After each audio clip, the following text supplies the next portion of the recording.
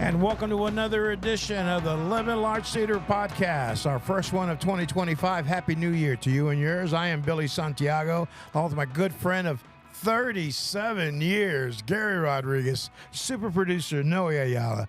You can reach out to us at livinglargetheater@gmail.com. We're available on these platforms: Spotify, iTunes, Google Play, and Amazon Prime. If you can become a sponsor of this fine program, reach out to our super producer Noe at 956-451-1633. Make sure you rate our podcast, share it with a friend, leave us a comment, but more importantly, hit that subscribe button so you'll get an update next time we have a podcast. Thank you, Billy. Happy New Year. This is the Living Large Theater Podcast, where admission's always free.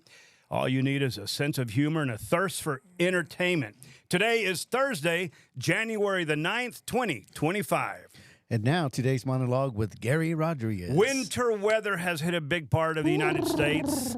It's cold, snowing in Dallas with ice from Arkansas to the East Coast. Meanwhile, Los Angeles is in flames, torched by incompetence at every level above firefighter. Jimmy Carter still hasn't been buried, and the media has turned its back on the thousands of people in North Carolina still suffering from Hurricane Helene. Thank you for listening to the Living Large Theater Podcast. This is now Season 4, and for our program to have succeeded, we owe only you a huge debt of gratitude. Thank you, man. Without you, we would be afterthoughts. Especially our listeners in Thailand. Yeah, well, and Spain. Can't leave out the Spaniards. Beirut. Or the Panamanians. Oh, yeah, Russia too. All right. And here we are, the first month of 2025, so I guess it's still okay to say Happy New Year. Billy did, I did, so Happy New Year. Donald Trump is on his way back to the White House, and the media, obviously either learning nothing from the election results of last November or holding such disdain for you and me that they totally ignore the huge ass-whooping Donald Trump collectively put on Kamala Harris, Joe Biden, Barack Obama, Susan Rice, Nancy Pelosi, Liz Cheney, crybaby Adam Kinzinger, Beyonce, Oprah, George Clooney, and Bruce Springsteen. And what a wimp Adam Kinzinger is. You left out Bobby D, man. Well, he's lower on the list. Oh, so. okay. He gave them all one huge up your ass. But the media is already hard at work trying to slander Mr. Trump even before he sets foot in the Oval Office. What is their agenda? In my opinion, and I speak only for myself, their agenda is to kneecap not Trump, but you and the United States in total. Unbelievable. These sniveling little media dirtbags are convinced that it's their job to tell you how bad you are if you're successful, how good you are if you're a derelict, how abusive you are if you insist on personal responsibility, and how noble you are if you are addicted to drugs, alcohol, or some other form of chronic bad behavior. But guess what? It wasn't Trump who told the media and celebrities and President Kenya to fuck off. It was me and it was you, all 77,284,118 of us. Now, here's the deal. You get your ass to work and you showcase the brilliant, think for yourself, successful, powerful, intellectual person you are. Don't fuck this up, Mitchell. Today, our special guest is Rio Grande Valley entertainment extraordinaire, Rock and Roll Jay.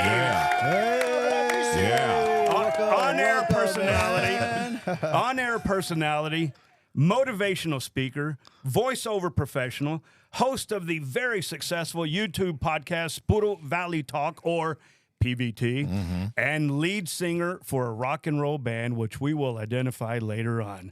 But first, I do a little stand-up comedy, too. So okay. Let's throw that out there. A lesser guy would have said, make me laugh, right there. But I'm going to let you warm up. We want some of that shit out here. I'm sure you're going to be laughing by the end of before the end of the show. But, but I've had the honor to open up for some pretty good guys, man. Pablo Francisco, Cheech and Chong, Polo. Really? Paul Rodriguez, back in the 2004 to 2009, something like that. Okay. When I had the Que Pasa Clica morning show. So how long was your set usually? About 15 minutes. I'd hook up. That's tough, isn't it? Yeah. And I'd hook up comedian Raymond Horta with it. But I kind of I started doing my stand-up comedy at Poncho's about 99 or 2000 when every Friday night, Bonnie Hernandez and I would go and host a comedy thing there. And we ended up just doing our stand-up each, and then we'd have a joke-off with everybody. And it became one of the most popular nights there in Far Texas. Poncho's. Yeah, dude. And that's kind of where I honed my craft to do the comedy stuff. Did they have a stage in there, or where would they put you? Yeah, and we do it under a gazebo, or I remember the gazebo outside, all we needed was a mic and a speaker, and and people were just having a blast. And by the time we had them come up, and we'd give them $100 for the best joke, but when they would say their joke, then we'd fuck with them, and then the whole crowd would be cracking up. So it turned out to be a lot of fun, very successful, and like I said, me and Bonnie ended up kind of honing our craft as far as how to present ourselves as comedians in front of an audience. And one of the things I always respected about you and Bonnie is neither one of you ever got to the point where you started exhibiting this behavior like, oh, I know it all. I'm the best cheese there is in the refrigerator. And you always maintained a big amount of humility, which I think generates an affinity with either your listener or your viewer or whoever's in the crowd. If you can let others shine, I think that makes you shine bigger. I come from the streets, dude. I don't have an education. I dropped out in 9th. I was going to be in 10th grade when I dropped out. I got a job as a DJ in 1984 as a DJ at Louis' Backyard, and so Let me stop you there. And for relevance to people who aren't from around here. Louis' Backyard is probably one of the earliest and biggest nightclubs in the Gulf of America, which is what we call it now, the Gulf of America. And it happens to be on South Padre Island, Texas. Yes, sir. It's a huge club. It's been there very forever, famous. man. Yeah, They've done major national and international interviews there. It's showed up in some TV shows, I'm sure. So I just want to set the scene where everybody knows what you're talking about. So you were just out of 9th grade, and you got a job doing what? Guess who got the DJ? I was a DJ there, but guess who got me the job there? Who's that? Frank De Leon. Frankie D. Frankie Dirt. You guys worked with Frankie, right? Oh, man, yeah, but we never call him Frankie De De Leon. We call him Frankie D. Well, it's Frank De Leon, and he used to run a radio station in Mercedes behind the Save More Furniture the store. old 106.3? Yeah, it was KGAR. Right. Frankie did? Yeah. Frankie D. Frankie There's where he got had no out idea. of college. Yeah. So I would walk from high school, and I could take the bus because my parents lived behind H&H Meats off the expressway. Yeah. And so I'd walk home, because I wanted to go through town and see what the fuck's going on. I just every time I was in class, I couldn't focus because I was looking out the window, wondering what was going on out there in the world. Not wanting to miss it, whatever not it wanting was. to miss it. So I'd stop, and I knew there was a radio station there, so I stopped there with Frankie, and I'd say, hey, Frank, I want to get into radio, man. And, he goes, well, we don't got anything. I said, hey, look, man, I'm willing to, clean the office and do it just to be around, man. I want to learn. Yes. He goes, well, I can't have you do that, but if anything pops up, I'll let you know. I said, okay. So I gave my mom's number, and school finished in the end of May, and I was a week into my summer vacation. I was asleep in my bedroom, and my brother runs in and says, Jaime, Frank De Leon's on the phone. So I ran to the kitchen because we didn't have cell phones or anything. It was landline, and it was one of those cordless phones that you couldn't get too far from it, because you'd start staticking, right? So I got the phone, and Frank De Leon is on it, and I go, hey, Frank, I'm ready to go in. What time do you need me there? And he goes, no, we don't have a job here at the station. But I got a call from a place called Louis' Backyard on South Padre Island. They need a DJ. Can you be there today at 7 o'clock? Hell yeah. Was Dan Stanton running the place then? No, it was a lady named Glenda. Okay. So I got Frankie on the phone. He tells me that, and I'm like, okay, I ain't got no money. I ain't got no vehicle. The island's an hour away. Okay, and I'll be there. I love it. So I hang up, and I'm saying, okay, how am I gonna make it out there? So I'll ask my mom for the truck when she comes in. So she gets home from work at 5, and she looks at me, and she knows I'm up to something. And she looks at me, and she says, ¿Por qué chingas quieres? Hey, can I borrow the truck? She goes, the truck? Why do you need the truck? I got a job interview. She goes, really? Where? The island. Westlaco. Westlaco. So she said, okay. So she gave me the keys. I hauled ass. I picked up a friend before I went to the island because I was getting in trouble by myself. You know, you got to have that pistolero with you. You know what I mean? So I go to the island. I get to Louis' Backyard. I walk in and I meet up with a guy named Johnny Barrera who still works at the island. We know Johnny. You know Johnny Barrera? Yeah. White Sands Marina. He's part of my commercial. Look, here we go. Let's recognize our sponsors as we talk to rock and roll. Cool, man. Man, this was Providence, White Sands Marina in Port Isabel, Texas. Your vacation destination, especially this time of year. It's a beautiful hotel, a marina full of the best boat captains on the Gulf of America, a top-tier restaurant that has an outstanding menu, and one of the few places around that will cook your catch. And we can't forget about the bar at White Sands Marina. And with who? Expert mixologist Johnny Barrera. Johnny Barrera. I saw him there the other day. I think he was on the pier behind the COA. I think that pier that goes and there's like a restaurant at the end. Right. I go, what? And I told my wife, this is the guy that hired me the very first time. That's him. That's him. But let me Small tell you the world. story, dude. So I go in there and Johnny Barrera and I start talking. He goes, hey, man, I'm the DJ of that. Oh, you're the DJ of the radio stand? Okay, come on up. He shows me, takes me up to the DJ booth. He shows me the records. And, there's a poster of Michael Jackson laying down and then, Lionel Richie laying down opposite way, the albums that we used to open. So he says, these are records. Here are the record players and the people are going to be down there to just talk. I said, okay. So I started, playing some music. I was doing some Tears for Fears, some Romantics, the shit that was hitting in 1984, 85. Wow. Had you DJ'd before? Or Well, just, But you know how to do it. Yeah. That's my point. I kind of You knew kind how of to had do an it. idea. I had an idea. Yeah. So then I grabbed the mic and I said, hey, welcome to Louis' Backyard. It's the #1 venue in South Texas. And, everybody from all over Texas, you want a request, come on up. So I started talking on the mic and started playing some music. And Johnny comes in and he says, hey, I think you got the job, man. I go, what?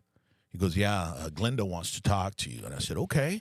Well, I don't know what to tell her. I mean, I'm 17 years old here, and I'm Not even legal to drink yet. yeah. And he says, well, tell her you want 1,000. 1,000? Yeah, 1,000 a week. I go, really? So it's 7 days. Was it 7 days a week? Yeah. No, it was Monday through Saturday. Or Monday through Sunday. No, Tuesday through Sunday. Mondays we were off. Okay. And so I said, 1,000 a week? Yeah. Well, the other guy was getting 900 a week. And the reason they fired the other guy is because he was a party who went crazy and he threw a record out the window. Not good. And it almost hit somebody in the head and it landed on some palm tree and just stuck there. And so he could have killed somebody. Yeah, bad. So they let him go. And so I said, okay, well, I'll go ahead and do that. So I walk out and Glenda's in the darkness with a cigarette, big lady, and she goes, yeah, you got the job. How much do you want? And then I look side to side and I look at her and I go, 1,000? And she goes, okay, you got the job. Wow. I got 1,000. And that's where it all 17 years started. old. 17 years old, South Padre Island. So I start working, and I had to be there till 2 o'clock, and then I had to go home. So I went home, and I'm an hour away from Mercedes. So I get home, I drop my buddy off. I get home, and my mom's driveway is like a block long in between these orchards of citrus, because back then citrus was the king down there, everywhere. Yeah. And all the lights were on, man, in the house at 4 in the morning. My mom had to work, and she was up early, or she hadn't gone to sleep. So I walk in, and she's there waiting for me, bro. And she says, where the hell were you? I said, Mom, I was at the island. What the hell were you doing at the island? You said Westlaco. I said, I got the job. I don't care if you got the job. 1,000 a week. Ay, mi rey. Mi rey, te quiero mucho, mijo. So I had to decide, like, how the hell am I going to be going back and forth? So Johnny Barrera offered me to, a week stay in his efficiency. Wow, so I was nice. able to be there with Johnny Barrera, and he kicked me out because he walked in because we met 2 girls. And, and he, I don't want to get him in trouble, bro, but this was 1984. So I think he's okay. He took off with, it was a lady. She was like 42 years old. I was 17, but she was beautiful. She was a bank president from Duncanville, Texas. There were nothing but tourists there. Yeah. Okay. So, I'm doing, getting a little kinky with her and stuff.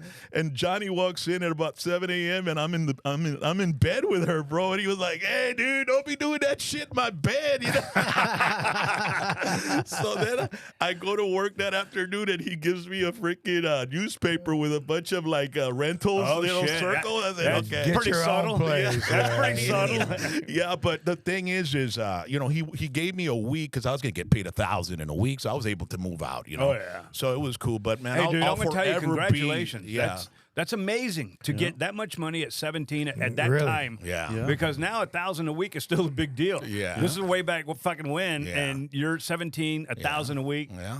You're making some money And there. it's- I mean, I'll forever be grateful to Johnny Barrera. I'll never he's a forget good him. guy. He's his name is engraved in my heart for the rest Yeah, of you my should go life. visit. Johnny's a good guy. He's going to hear this. White Sands Marina is one Yeah. of our sponsors. That's great. He's there at Arnold the bar. and Corina Flores. Yeah. And if you want to book a room or go say hi, check out, it is wsnandsweets.com.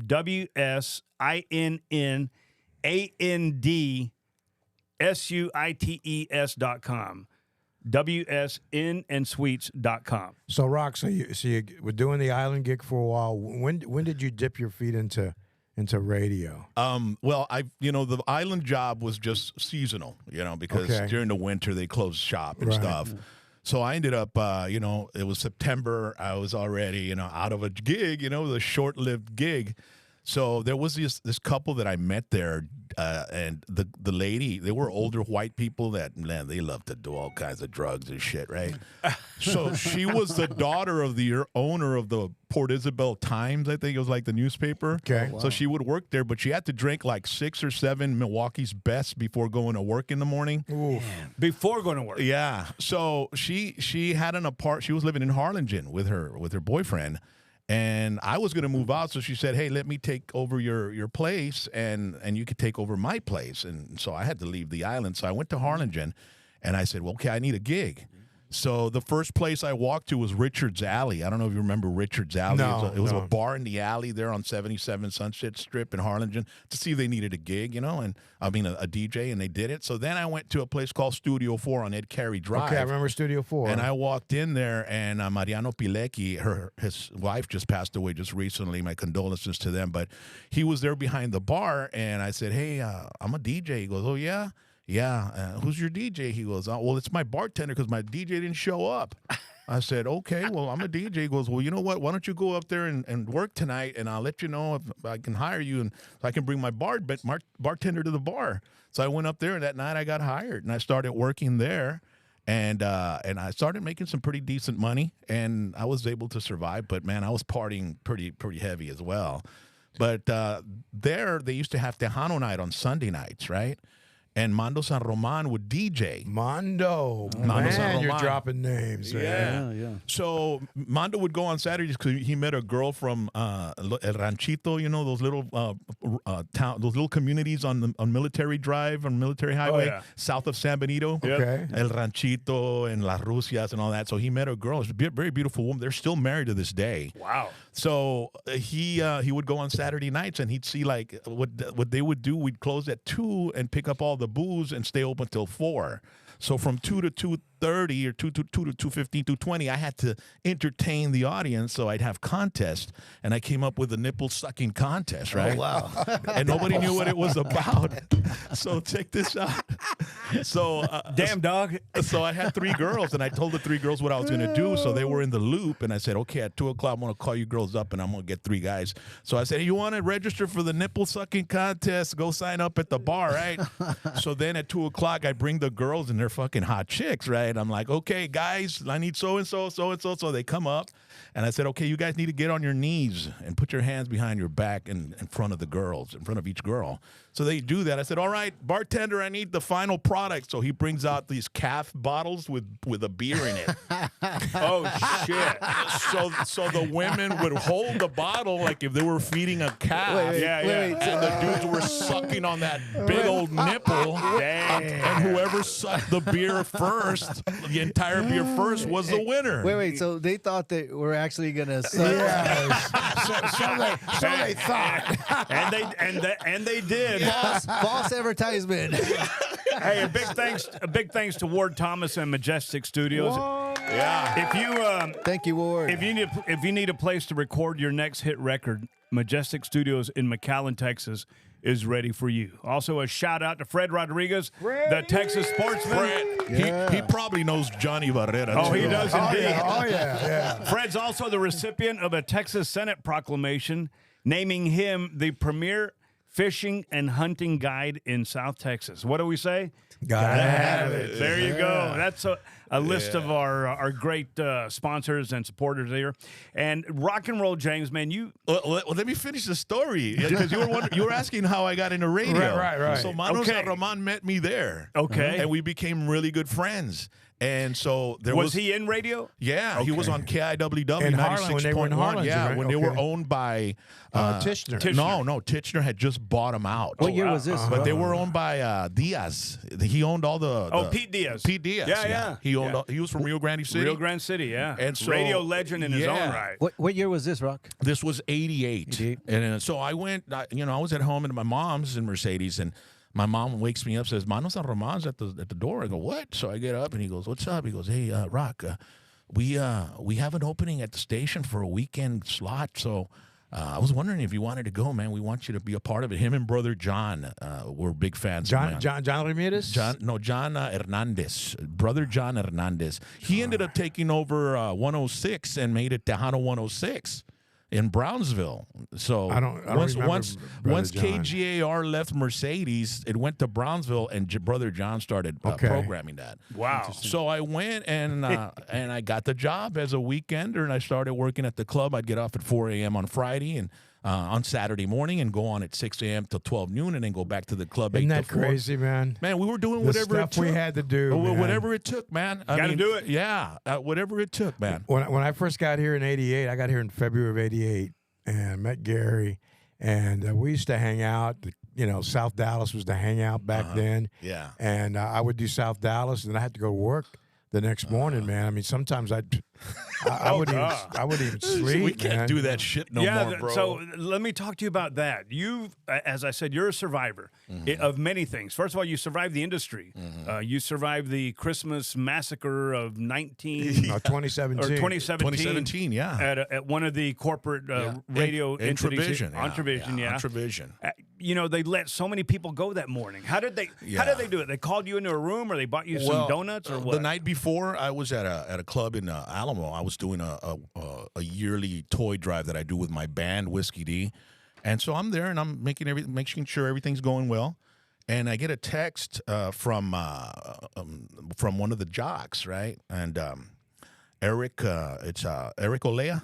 Eric, okay. Yeah, Eric Olea. He sent me a text. He goes, "Hey man, we have a meeting at 9 a.m. tomorrow." I said, "Oh, okay." And he goes, "Y anda bien cagado Alex Duran." I'm like, "Oh, because really?" he knew. I go, "Well, why is he afraid? Maybe they're gonna give us a bonus or something, man. Who knows, right?" So he says, "No, man, he's not in the loop with it," and he's like freaking out. And I'm like, "Okay, well, I'll be sure to be there at night because I used to have the afternoon shift." Right. So I get there in the morning, and Alex is like, "Nerves, bro," And I'm like, "Hey, what's wrong, bro? I don't know what's going on, man. I don't know what's going on." I'm like, "Hey, dude, calm down, bro. Maybe they're gonna give us a bonus. He knew. or a raise." And no, man, I don't know what's going on. Do you think he knew? In your heart of heart? He had a feeling. But you know what? Like every year, Because he was up there. I mean, he was. Yeah, he was a He was program upper director. management, yeah. So every year before that, every year I would tell him, "Hey man, is this our last year? Is this our?" Because I knew what was coming, because I felt it, because I saw the digital evolution coming in, and all that stuff. And you saw what iHeart was doing too. Yeah, so right? I'm always trying to be informed with everything I can. And stay ahead so of the I kept game. telling him, like, that year, 2017, when it began, I told him, "Hey man, you think this is our last year?" He goes, "God, you're crazy, bro." I'm like, "Well, it's gonna come." I kept telling him. Wow. So then I still didn't think that was gonna happen, because they wanted us all in one room. But you still had a feeling it could happen. Yeah. You didn't know it was going to happen. Yeah, I didn't know. But you had a feeling It was inevitable that it could happen. So they called you in one by one? No, they put us all in a conference room, and Yeah, that's what I heard. And so we're all sitting there, and then it's like 30 of us. It's Big Al and Charlie and Alex Duran, Eric, Marianne, Roxy. I mean, everybody. Yes. Was Meredy still there? Meredy Yeah. was, yeah. So we're there, and I said, "Hey, man, there's no way they can just come in and fire all of us, right?" So then they open the door, and they say, "Alex, can you come with us?" And he walks out, and then one of our jocks, one of the weekenders, we told him, hey, get by the door, man, check out what's happening. So he goes into human resources, and they walk him out.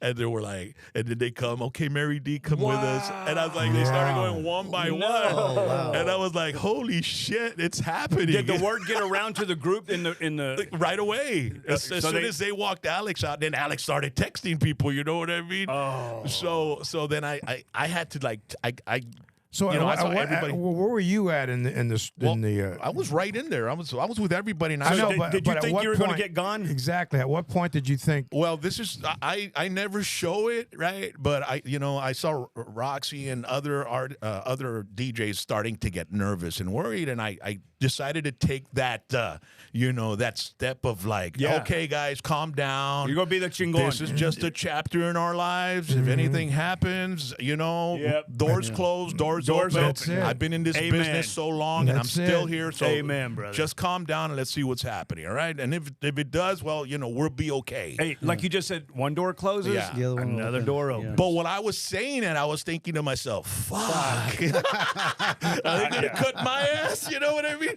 So then they started one by one. Big Al, Charlie, boom, boom, boom. Hold on. For the listener, it's not from around here. These are big guys. These are Yeah. big names. These are Big big Al. time jocks Are on you the air, kidding me? yeah. Get gone one day, just like Yeah. that. Charlie Kennedy. That guy was an institution Yes, in he radio, was. bro. Yeah. So I'm sorry. Go ahead. Yeah, so then it's just like six of us. It's me, Roxy, Charlie Corona, Sam Daly, the Vampire King, and DJ Low, and Marky Mark. Yeah, six of us. They come in, they take their bloody gloves off and say, you all are staying. I'm like, okay, we're staying. Dude, the bloody gloves. So we just went into the DJ booth, and we just all together, we were like, wow, we're the only ones here now, guys. The last of the Mohicans. Out of all those people, Yeah. Wow. It was like the Valentine Day massacre. I'll never forget 2009. We had our first round of layoffs at when Bank Capital took over Clear Channel. Yeah. I had 25 people on my staff total between promotions, productions, on air. I went from 25 to 12 Yeah. in one day. Yeah, and then man. 2 years later, I had to lay off more people.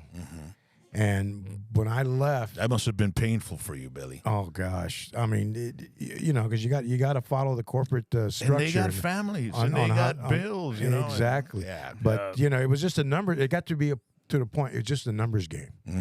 How much revenues you bring to the table. Yeah. What were your ratings? Yeah. Did you get along with people? Yeah. Can you multitask? Those are all my attributes, man. Oh, dude. And I think that's why, besides being bilingual, because I can do commercials in Spanish and English. And in 2011, Oh, yeah. we went to Atlanta. They gave us a pen drive. We put it in our computer, and it showed what people we were going to cut.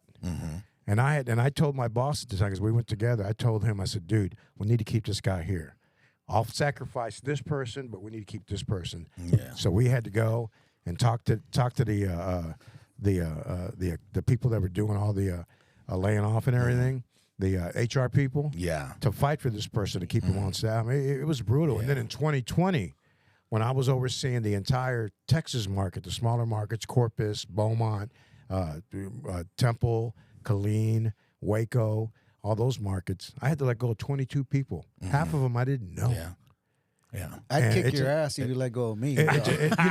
Dude, but it was inevitable. I mean, I saw it But coming along. I saw it coming too, and I kept telling people, man, you need to make yourself, hey, we got a. unfireable. We're going to look at emails right now. If you have a question for Rock and Roll James, send your email right now to livinglargetheater@gmail.com. There's the first one up, Gary. No, those were the emails that were there prior because we did announce that we were going to have them. So Okay. No, these are emails coming in right now. I know. Yeah, right now. So Who's our first one, Gary? wherever you, well, we don't have any yet. I just put it out there. Hold on. Oh, okay, Fuck. okay. What the fuck? Over.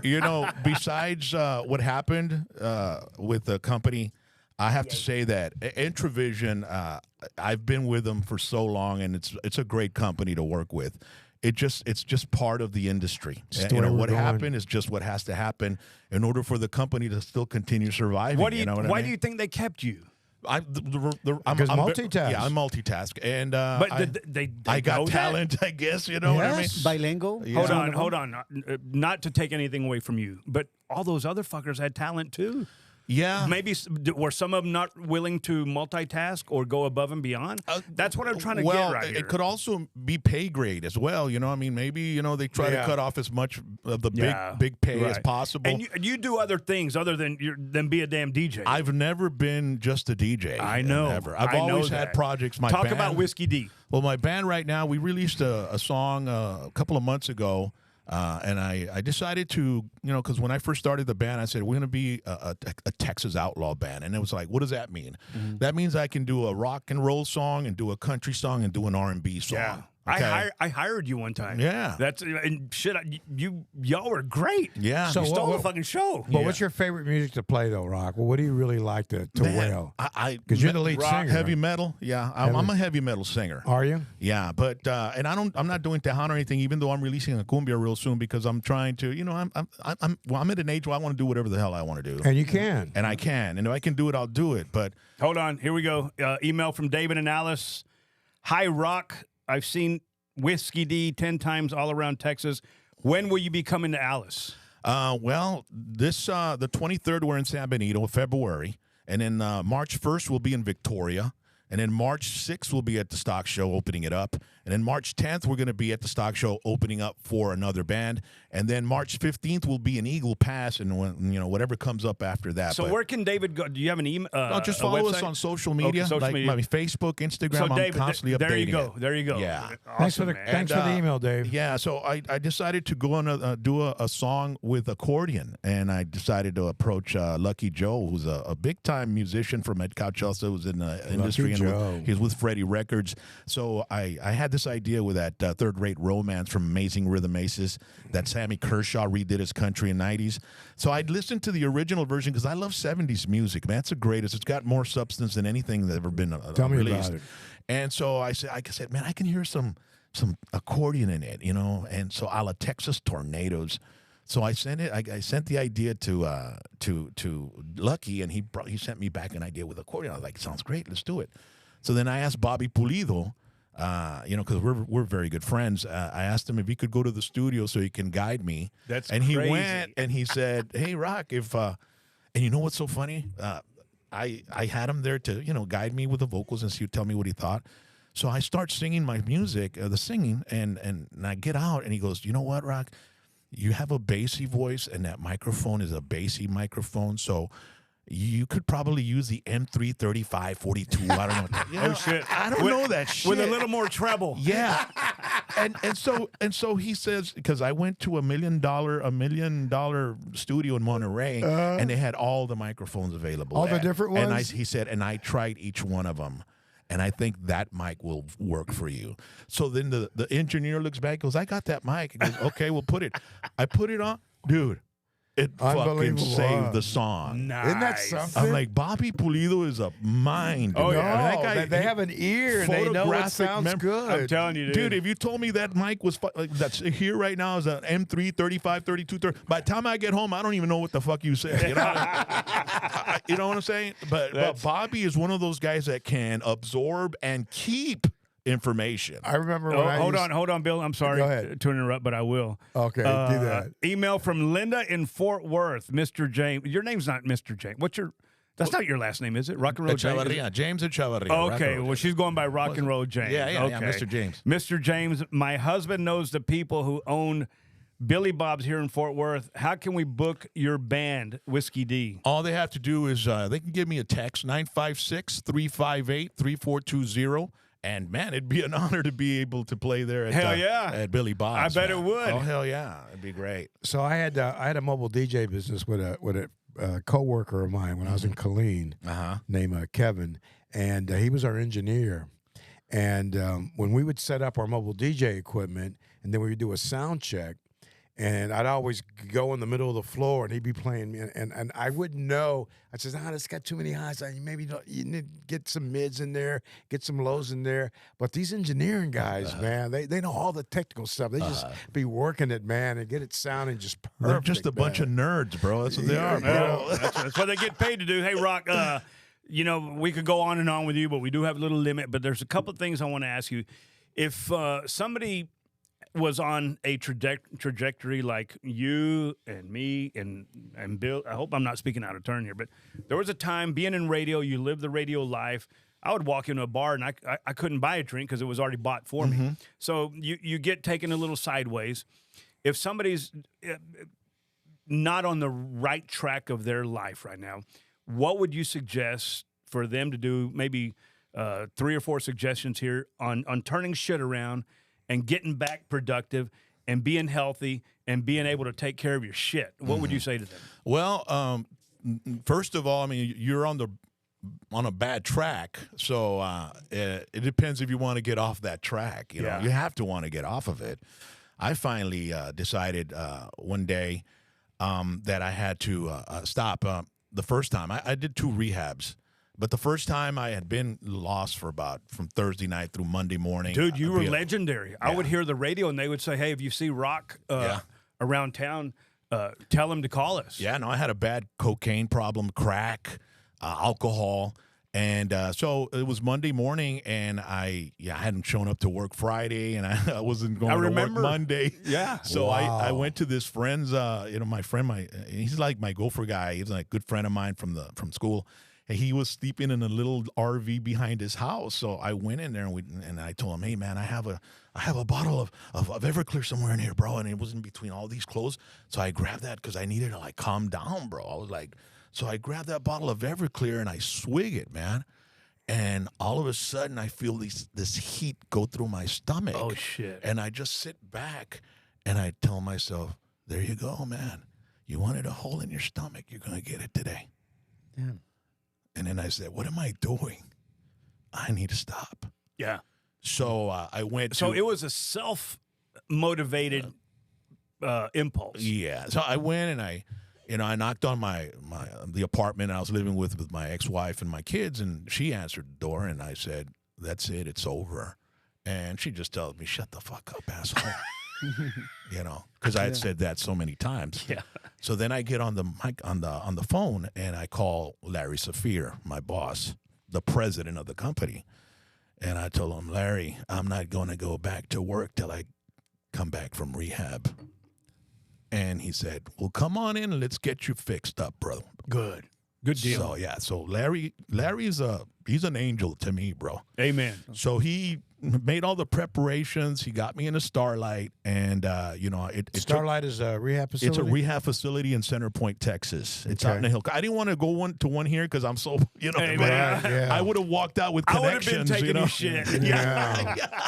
Wow, Rob. Yeah. So I went to the Hill Country, man, which is a serenity is what we needed, some calm in our lives. Yeah. And so it took up my 2 weeks vacation, all my sick days, all my personal days, and so for the 30 days, I still had like 4 days left that I didn't get paid, but I came back and I started working and I started going to meetings and I started getting a sponsor, and I went to Cocaine Anonymous.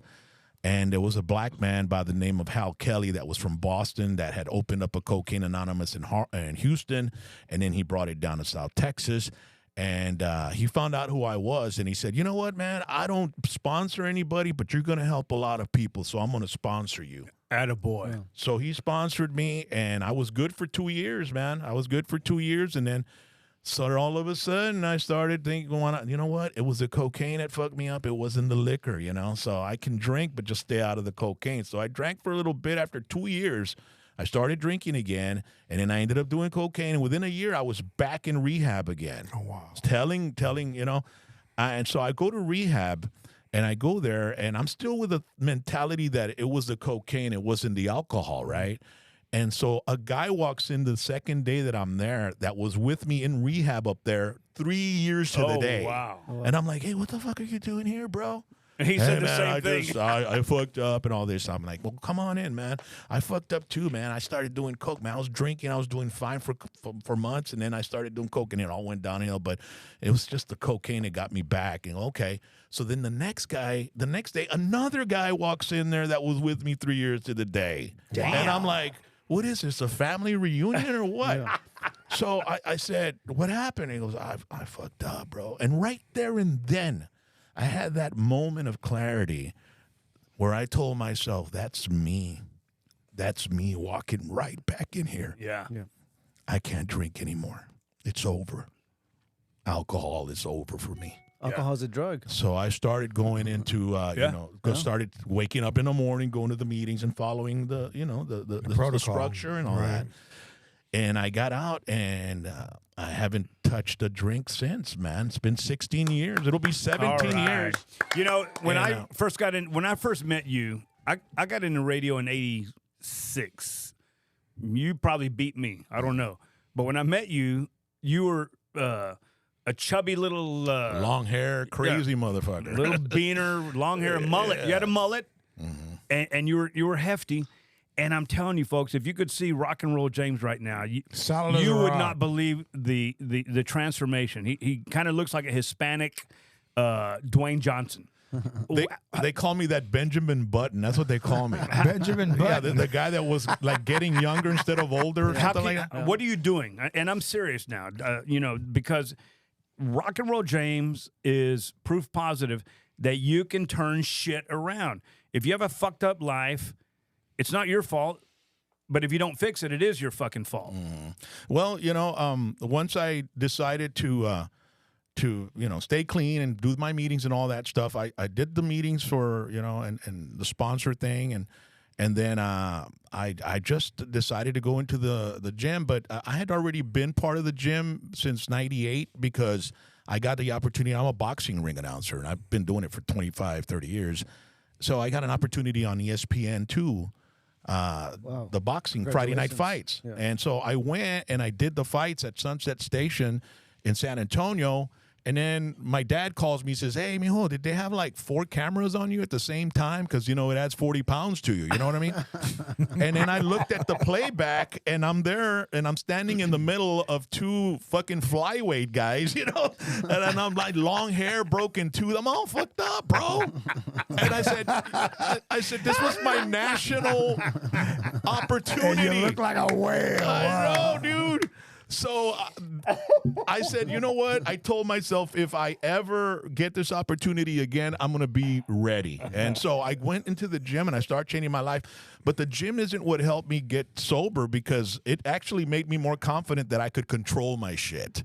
Because I was getting pumped and I was seeing results and I lost 30 pounds of fat and I was just muscle but and I ended up endorsing a product called XP2G, which was a fat burner, and it was a guy that owned the pump gym. And Aaron Garza. I mean, that guy's huge. He was a bodybuilder, so he guided me in the beginning of my transformation. That's good. And I just, after that, I just maintained. And every year, I just I start getting a little more control about, how I eat and all that stuff. That's good. Because, I'm 58 years old, man. I need that extended warranty. I beat up my body for about 25 years on drugs and alcohol. And I just became a grandfather. Congratulations. Congratulations. I have a son named Roman James, a grandson. So I've got a lot to live for, man, and I've still got a lot of things I want to do. I do music, I do radio, I know that the inevitable is that I'm not going to be in radio. Yeah. It's not like Paul Harvey anymore. But you know what I mean? what? But- You've done a good thing though with your own YouTube channel. Yeah. Oh, yeah. Doing some other side hustles. Talk just in about that real case. quick before we cut off. Yeah, my podcast, I got about 37,000 subscribers already. And boy, every Wednesday night we go live and I bring, guests from all over. You guys have been on the show. yeah. Oh, all you have fuck, to do is I loved it, man. search hashtag PVT, hashtag Gary Rodriguez, hashtag Billy Santiago, and you'll see the show. And You we know have what? a lot of fun. Thank you for having us on your show, number one. Number two, thank you for being available to us. Yeah. I mean, I got the ultimate respect for you. You have had such a wonderful career. In spite of not only yours but our own weaknesses, we're only human, and when I say we're a work in progress. yeah, Always, when you're always. in radio down here and you walk into a bar, I remember walking in a bar, I couldn't buy a drink. I would shake somebody's hand and I'd look at my palm and I'd say, "Where's the bathroom?" And and there's beautiful people all around you, but in weakness we're only human, and I think it's incumbent on us to overcome that and get solid Yeah, again. it's all ego, man. I mean, we feel like we're. So all your guests that you Invincible. invite everywhere you go, you're like royalty in the valley. Oh, and hell so yeah. forth. No, And- but bro, Yeah, wait, I've never thought that hold way. on, hold on. Cállate, shut up. Asústame one time. And you know what? The funny thing is that you always bring guests in here to the valley and so forth. And how are they welcomed into the valley as far as you being with them and so forth? Because I know Gary and Billy tell me stories when they walk into somewhere. It's always like, "Hey, let me get you this, let me get you that." Yeah. Does Oh, that happen yeah. to you still there to this day? Oh yeah, man. I mean, but I don't really step out too much in public unless I have to go do something. Yeah. But I'm a homebody now. My wife, she's a vice principal. I see him at Good. HEB. He's all undercover. I have a Good beautiful wife. She's an assistant principal, very smart, and she supports me 100%. I do the same with her, and I'm very proud of her. She's also very proud of me and very supportive of me. And we have a couple of dogs, and we just love to be home and just That's relaxing and You just know, you hang out. guys are awesome, man. And she's been more than just a wife. She's been your manager. She works hard, bro. She's been your interceptor. She's been your gatekeeper. Yeah. Your Aurelia, soulmate. how Yeah. about a big what for Aurelia? Aurelia. And she was managing my band. She produces my podcast. There you go. And she just loves, and she loves that I keep her entertained, because I'm always You're a lucky joking guy. around. Yeah, You're a but lucky So guy. how many jobs do you got? Speaking like now, Right now, I have my band, and I'm recording in the studio. I'm booked with a band. I do stand-up comedies here and there, and then if they need me for motivational speaking, I used to do a lot of schools, but I do morning radio now, so I don't have time to go. They're usually at 10 a.m. But there's a story that I say. I went to a middle school in Alton, and I did a boys' conference, and I had half a gym full of kids, and I made them laugh and cry, talked about my life.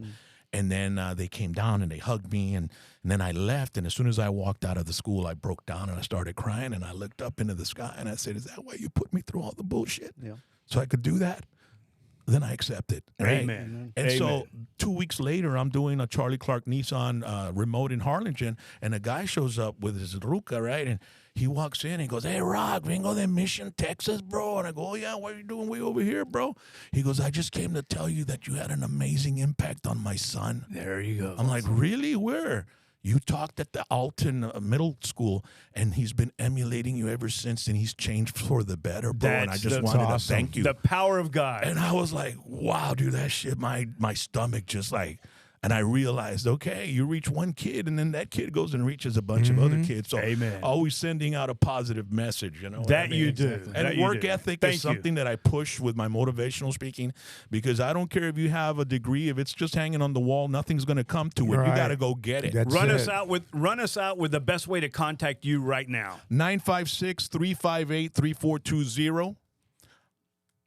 That's it. And you can also go to at Rock and Roll James on Facebook and Instagram, or you can find me at whiskeydband. Rock and Roll James, thank you for your time Thank you here so much, at the man. Living Large Thank you. Theater. God I hope bless I you, did man. okay. Did I You- pass Oh, the you did test? awesome. You Fuck passed the yeah, test. man. Are you all going to invite me back? Or Yeah, you gotta They go may, back. they may get rid of me. It's the Living Large Theater podcast. Reach out to us at livinglargetheater@gmail.com. We're available on Spotify, iTunes, Google Play, Amazon Prime. Reach out to us if you can become a sponsor of this fine show. 956-451-1633. Rate your podcast, rate our podcast, share with a friend, leave us a comment, and more importantly, hit that subscribe button. Until the next episode, you keep living large, because we're living large. Asústame one time. Cállate, shut up. Dude.